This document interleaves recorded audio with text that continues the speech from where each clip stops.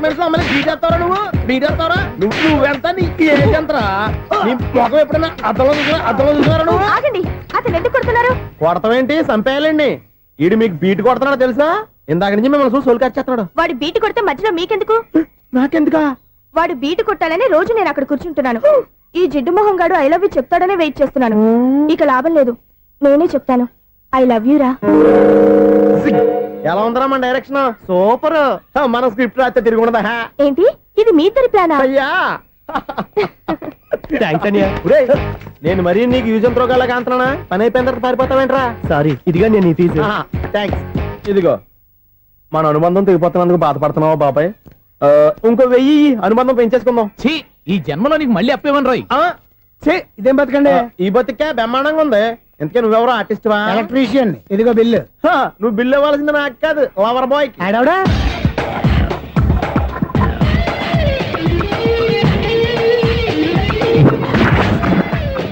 Welcome madam, may I help you? చేసి help చాలు గాని పెద్ద మోడల్ డ్రెస్ కుడతానని చెప్పేసి ఏంటి కొండ జతలు వేసుకుని రోజు కుట్టావు? ఈ డ్రెస్ కే ఈ డ్రెస్ లో మీరు టార్జాన్ సుందర్లా ఉన్నారు. టార్జనా నూర్జనా ఏంటి వెనకాల ఎంత ఖాళీ? వెంటిలేషన్. జాకెట్ కి వెంటిలేషనా? యా, అలా ఉంటేనే వాస్తు ప్రకారం గాలి వెలుతురు బాగా తగులుతాయి. గాలి వెలుతురు తగులుతాయి లేదో నాకు తెలియదు గానీ నేను ఇక్కడికి వచ్చే లోపు 2 ఆటోలు ఒక స్కూటర్ తగిలే. ఈ జాకెట్ లో ఉన్న మ్యాగ్నెటిక్ పవర్ అదే. మ్యాగ్నెట్ అని బొంద. ఓకే ఓకే, మీకు అంత ఇబ్బందిగా ఉంటే మోడల్ ఇప్పుడే మార్చేస్తా.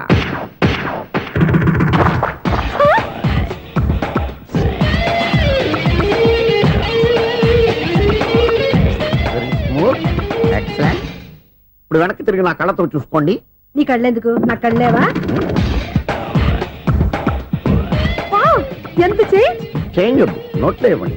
షూర్ షూర్, నీ చేతుల్లో చాలా పనితనం ఉంది. చేతుల్లోనే కాదు ఒళ్ళంతా పనితనమే. ఇదిగో ఈ 100 తీసుకో. ఇక మీద ఎప్పుడు నా బ్లౌజులు ఇలాగే కుట్టాను. ఓకే? యా, చూసావా మన టాలెంట్? వచ్చిన ఆడవాళ్ళందరినీ ఇలా మూడేసి అలా పడగొట్టేస్తున్నావు. నీ సూదికి ఇంక తిరగలేదా? కరెంట్ బిల్ అండి. కట్టేసి. నేనెందుకు కడతానండి? నేను ఎలక్ట్రీషియన్. బిల్ ఇవ్వడానికి వచ్చాను.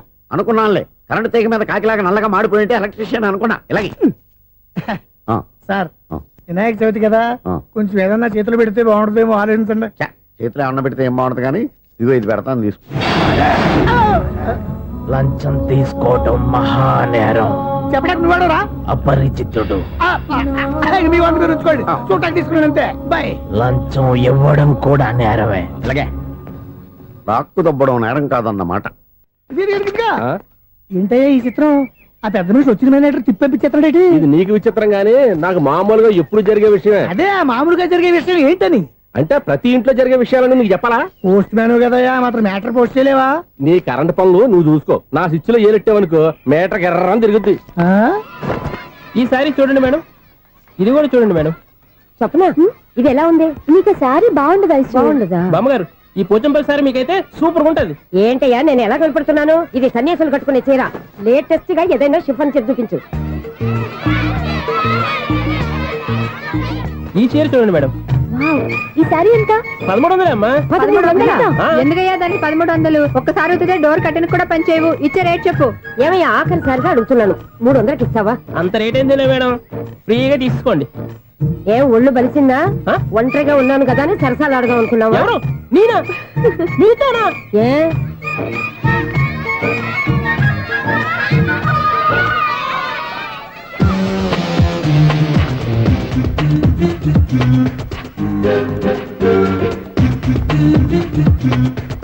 ఈ సారీ చూడండి మేడం. ఈ చీర చూడు, బాగుంది కదా?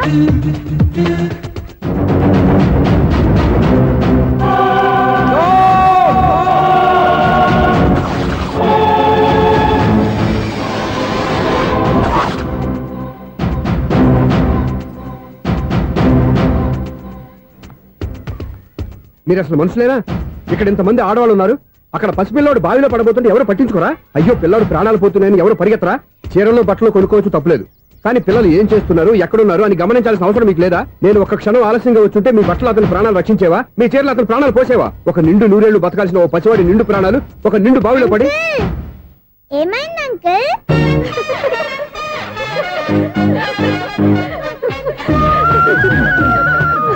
అయ్యో బాబు, అది క్లోజ్డ్ బావి, వాస్తు కోసం అలా ఉంచాం. అది క్లోజ్డ్ బావి అయి ఉండొచ్చు, కానీ సపోజ్ అది ఓపెన్ బావి అయి ఉంటే, అదే డెప్త్ బావి అయి ఉంటే, ఆ పిల్లాడు చెవును అరిచి లోపల పడిపోయి ఉంటే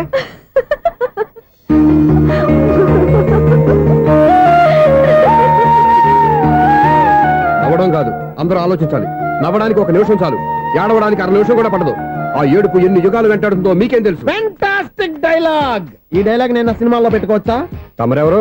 ఇన్సల్ట్. నేనెవరో తెలీదా?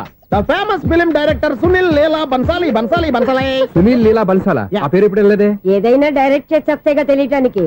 నేను చెప్పేది ఫ్యూచర్ లో ఫేమస్ డైరెక్టర్. బొందలే. మీరు ఏం మాట్లాడుతున్నారో అందరికీ అర్థమయ్యేలాగా పెద్దగా మాట్లాడుకోండి. మీరెవరు సార్? ఎవరో పెద్దగా రిపీట్ చేయి. మీరెవరు సార్? ఇప్పుడు అర్థమైంది నేనెవరా. ఆ మాట నేను నిన్నడగాలి. సార్, నాకు యూబీ గ్రూప్ ఆఫ్ కంపెనీలో అసిస్టెంట్ మేనేజర్ గా జాబ్ వచ్చింది. ఉండటానికి 1 ఫ్లాట్ కావాలి. అర్థమైందా? అద్దెకి ఫ్లాట్ కావాలంట.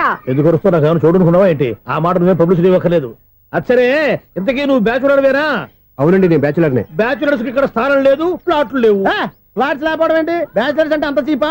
ఆ మాటకొస్తే మన పాత ప్రధాని బ్యాచర్ కాదా? పక్క రాష్ట్రంలో ముఖ్యమంత్రి బ్యాచర్ కాదా? ప్రెసిడెంట్ బ్యాచర్ కాదా? ఈ ఫ్లాట్స్ లో ఈవిడ బ్యాచర్ కాదా? పెళ్లికి ముందు నువ్వు బ్యాచర్ కాదా? ఆయన ఇప్పటికీ బ్యాచులరే. బాగా చెప్పావు. ఈ బ్యాచులర్ కి నేను ఫ్లాట్ ఇవ్వను. ఈడిచ్చిందంటే రాఘవేంద్రరావు లాంటి డైరెక్టర్ కి జంజల్ లాంటి రైటర్ దొరకవు. 13 రూమ్ లో ఉంది కానీ లగేజ్ అక్కడ. అక్కడ తీసుకురా. అతని కోసం ఎంత భూమి ఖాళీ చేస్తానంటే వెల్కమ్. ఇదే నా ఫిలిం ఛాంబర్. ఇదేంటిది ఎలా ఉంది? ఇలాగే ఉంటది. నాకు ఏదైనా సరే ఆర్టిస్టిక్ గా ఆర్టిఫిషియల్ గా ఉండాలి. అప్పుడే లైక్ చేస్తాను. నువ్వు శంకరాభరణం శంకర శాస్త్రి గారి గడప తాకితే స్వరాలు పలికినట్టు నువ్వు ఈ ఫ్లాట్ లో ఏం తాకినా నరాలు తెగుతాయి. ఈడేంటి పట్టపగల తాగేస్తున్నాడు? వీరికి ఇంకో క్వాలిటీ కూడా ఉంది. కాస్ట్యూమ్ డిజైనర్ కూడానే. సమంత ఫాక్స్ దగ్గర నుంచి సుమంత దాకా ఈడే కొడతాడు. ఏంటి చెప్పులా? కాదు, బట్టలు. చూస్తుంటే అలా లేడు. అయినా బట్టలు కుట్టేవాడి రూమ్ లో పెట్టుకుంటాం ఏంటి? వాడేవాడు నన్ను పెట్టుకోవడానికి. వాడిని నేను పెట్టుకున్నాను. అంటే ఈ ఫ్లాట్ నీది కదా? టాలెంట్ తప్ప ఈ ప్రపంచంలో నాకంటూ ఏదీ లేదు. నా అదృష్టం కొద్దీ ఆయన ఈ ఫ్లాట్ ని అద్దెకి తీసుకున్నాడు. అందులో సగం నాకు అద్దెకిచ్చాడు. అందులో సగం నేను నీకు అద్దెకిస్తా. ఓహో, అండర్స్టాండింగ్. ఇంతకీ అద్దె ఎంత? అది నన్ను అడుగు. 6,000. అయితే 2,000 ఇస్తే సరిపోతుంది. ఎలా సరిపోద్దండి? ఆయన ఈ ఫ్లాట్ ని 6,000కి అద్దెకి తీసుకుని అందులో సగం 2,000కి నాకు అద్దెకిచ్చాడు. అందులో సగం 4,000కి నేను నీకు అద్దెకిస్తాను. ఈ లెక్క ఏంటి ఇంత కన్ఫ్యూజ్ గా ఉంది? నీకే కాదు, మొదటి నుంచి వాడు నాకు కూడా అలాగే చెప్తున్నాడు. ఈ కన్ఫ్యూజన్ ఏమీ లేకుండా ఉండాలంటే 4,000 ఇచ్చేయండి, సరిపోద్ది. 4,000 మరీ టూ మచ్ గా ఉంది. అయితే 6,000 ఇచ్చేయండి. ఏయ్ సునీల్, చీకటి పడిందంటే ఊళ్ళో లైట్లు నిలిగితే నా కంటిలో లైట్లు ఆరిపోతాయి. నా కర్మ కొద్దీ ఈ వాచ్మెన్ ఉద్యోగం తప్ప వేరే ఏవి దొరకలేదు.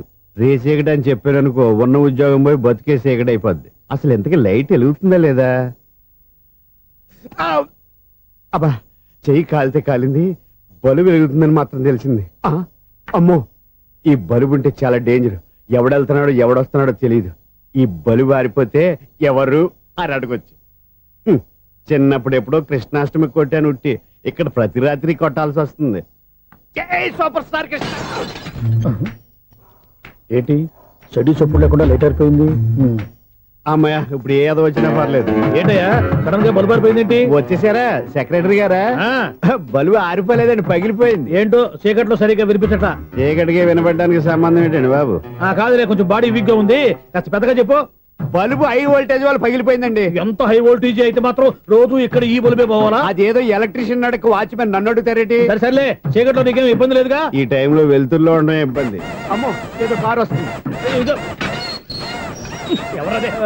ఏంటయ్యా ఎందుకు గేటు తీసావు? కారు వచ్చింది కదండి. కారా? ఇది ఇప్పుడు హార్న్ కొట్టాడు, వినపడలేదా? హార్న్ కొట్టాడా? హార్న్ చూడా వినపడింది. బతికించాడు. హార్న్ వినపడింది కానీ కారు కనపడలేదే. అదేనండి, మీ బ్యాక్ నుంచి వెళ్ళింది కదా మారుతి జన. నా బ్యాక్ నుంచి మారుతు జరగలేదా? ఎర్ర మారుతు జను కదా. కరెక్టే. అమ్మో, మన చెవితో పాటు అవి కూడా ఎఫెక్ట్ అయిందా? ఏం కొంపదీసి? నాయను, ఆహా, లవర్ బాయ్ ఎంటర్ అయ్యాడు. లవర్ బాయ్ ఎంటర్ అయ్యాడా? ఆడియో అదిరిపోద్ది. ఆడియో కాదు, వీడియో కూడా. అది నాకెందుకు? ముసల వయసులో ఈ ఇసాత గీతాలు, ఫ్లాష్ బ్యాక్, నెగిటివ్ కటింగ్ వేసుకుంటాం ఏంట్రా బాబు? భగవంతుడా, ఈడు పాజిటివ్ మేము చూసేదాకా మాత్రం ఈయన బతికించవా? హలో, మన అపార్ట్మెంట్స్ లో అందరికీ మైక్ టెస్టింగ్.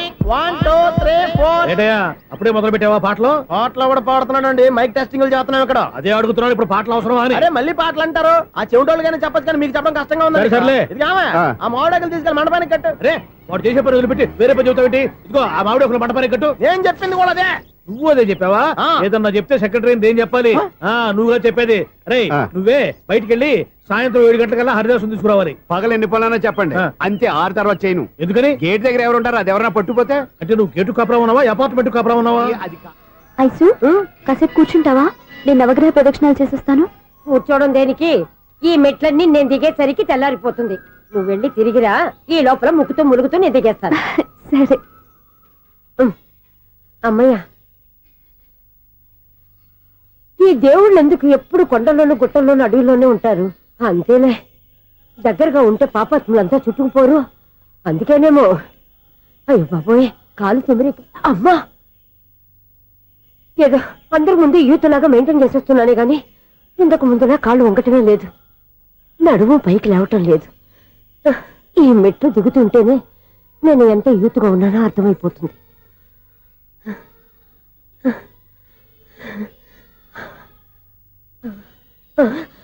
అయ్యో బాబాయ్, ఎన్ని మెట్లెక్కి మళ్ళీ దిగొచ్చానా?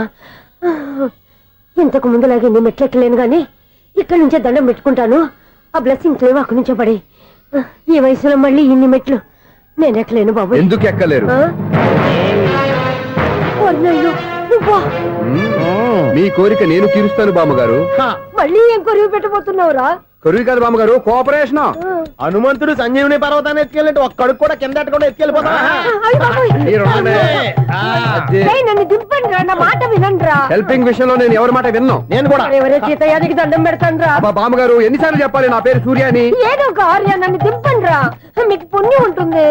మధ్య దింపేస్తే మాకు పాపం వస్తుంది. ఒరే, మిమ్మల్ని మెట్ల మీద నుంచి తోచేయ్యా, నన్ను వదలండి రా. చూసావా బెదరు, పండు ముసలి కదా అని పందిలో మోసుకెళ్తుంటే భోజనం వేసుకుని ఇష్టం వచ్చినట్టు తిట్టేస్తుంది. బామ్మగారు, నోరు మూసుకుని రామారామా అనుకోండి. నోరు మూసుకొని రామరామాన్ని ఎలా అనమంటావు? మేము నోరు మూసాం, మీరు మనసులో అనుకోండి. బామ్మా, వచ్చేసాం.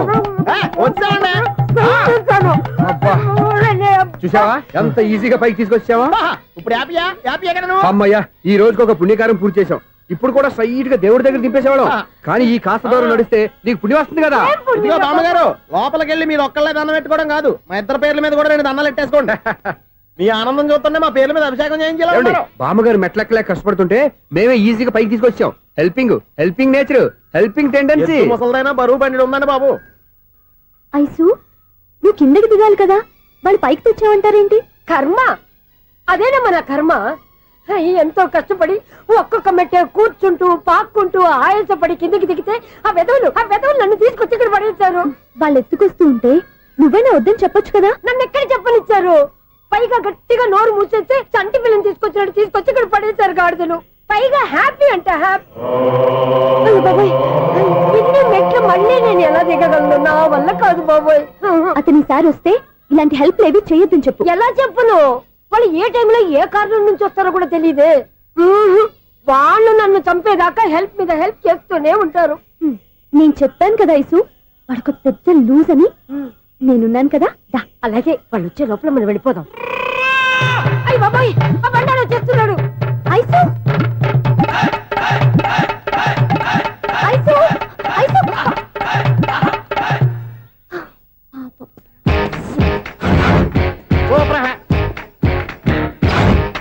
5-6 కట్ చేయరా. కృష్ణ రెడీయా? Ready sir. ఏయ్, అసిస్టెంట్ డైరెక్టర్ అంతా ఎక్కడయ్యా? ఇక్కడే ఉన్నాం సార్. వెళ్ళి హీరో గారిని పిలవండి అయ్యా. అలాగే సార్. సార్ మీరే ఆడాలి. Sir shot ready sir. Joker వచ్చాడండి. Sir shot ready sir. ఏంటి చెప్పింది చెప్తావేంటి? ఏదైనా 2 సార్లు మేము చెప్పాలి. 30 years ఇండస్ట్రీ ఇక్కడ. వెళ్ళి వస్తాను వెళ్ళు. Okay sir. ప్రతి ఒక్కడు అసిస్టెంట్ డైరెక్టర్. చూడండి.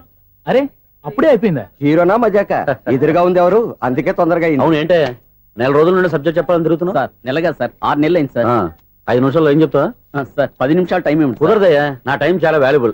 5 నిమిషాల్లో ఏం చెప్తే చెప్పు, లేకపోతే గెట్ అవుట్. సారీ సార్, 5 నిమిషాల్లో చెప్తాను సార్. చెప్పు. సార్, ఈ సబ్జెక్ట్ లో మీదో మంచి ఫ్యామిలీ సార్. మా ఫ్యామిలీ గురించి ఆంధ్రాలో అందరికీ తెలుసు.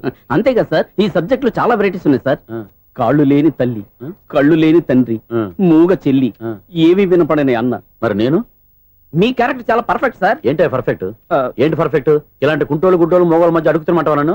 ఏంటంటే మీకు టైం ఇచ్చినందుకు ఇలాంటి సబ్జెక్టులు చెప్తారంటే? ఇలాంటివి తీయడానికి ఫిలిం నగర్ లో వెరీ గుడ్ అని ఒక ఆఫీస్ ఉంది, అక్కడికి వెళ్ళండి, వాళ్ళు చేస్తారు. అది ఇక్కడ హీరో గారు తెంచాలి చెప్పించుకుంటావు, ఏదో హ్యాండిక్యాప్ సబ్జెక్ట్ అంటూ తిరుగుతున్నావు. మీరెవరండి? Latest youngest writer cum greatest director అండి. టైం ఇస్తే స్టోరీ చెప్పాను. 5 నిమిషాలు చెప్తావా? 2 నిమిషాలు చెప్పేస్తాను, మళ్ళీ నా టైం వేస్ట్. చాలా బాగుంది, ప్రొసీడ్. ఓపెన్ చేయగానే అందమైన కాలేజ్ అండి. అందమైన కాలేజ్? మరి నేను? అందులో మీరు పెట్టుపట్లాడే వయసులో ఫస్ట్ ఇయర్ ఇంటర్మీడియట్స్ అవుతుంటారు. మరి హీరోయిన్? ఆ అమ్మాయి అదే కాలేజీలో సెకండ్ ఇయర్ ఇంటర్మీడియట్స్ అవుతుంటుంది. కట్టయ్యా, ఈ సీన్ నాకు నచ్చలేదే. నాకన్నా హీరోయిన్ 1 సంవత్సరం ఎక్కువ చదవడం ఏంటి? బాలేదే. ఈ పాయింట్ లో వెరైటీ అది సార్. మీరు హీరోయిన్ కంటే 1 year యూత్ అన్నమాట. ఓహో, వెరీ గుడ్ థాట్. ఇలాంటి యూత్ సబ్జెక్ట్ కోసం చాలా కాలం నుంచి వెయిటింగ్. చూడండి, యూత్ కి మార్క్ అక్కడ. చూసి నేర్చుకోండి సబ్జెక్ట్ ఎలా ఉండాలో మీరు చెప్పండి డియర్ రైటర్ మనం బాబు ఇదిగో కూర్చోయమ్మా మళ్ళీ ఓపెన్ చేయగానే ఆ. వన్ వరస్ట్ మార్నింగ్ లైట్ గా ప్లెజెంట్ అట్మాస్ఫియర్ అండి. First morning present atmosphere 30 years నా కెరీర్ లో ఇలాంటి డైలాగ్ ఏం లేదే అందుకే వెరైటీగా ఉంటుందండి. ఓహో ప్రొసీడ్ హీరోయిన్ స్లో మోషన్ లో మిమ్మల్ని క్రాస్ చేసుకుంటూ అలా పరిగెట్టుకుంటూ Kattaiah.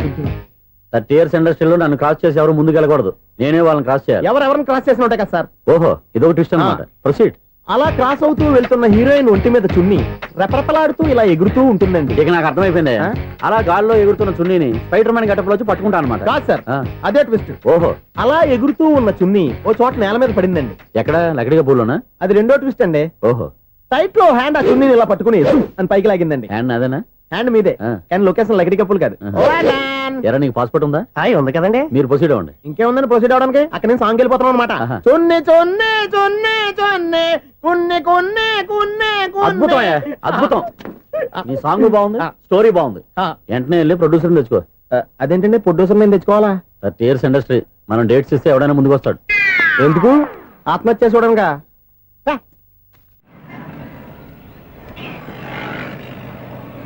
Excuse me 17D bus వెళ్ళిపోయిందండి. ఇక్కడ ఎల్లో చూడిదార్ వేసుకుని ఒక పెద్ద ఫిగర్ లా ఫీల్ అయిపోతూ ఉంటది అది ఉందా? లేదు సార్. అయితే బస్ కూడా వెళ్ళిపోయింది. ఏరా రోజు మా చెల్లిని టీస్ చేసి ఏడిపించేది నువ్వే కదరా?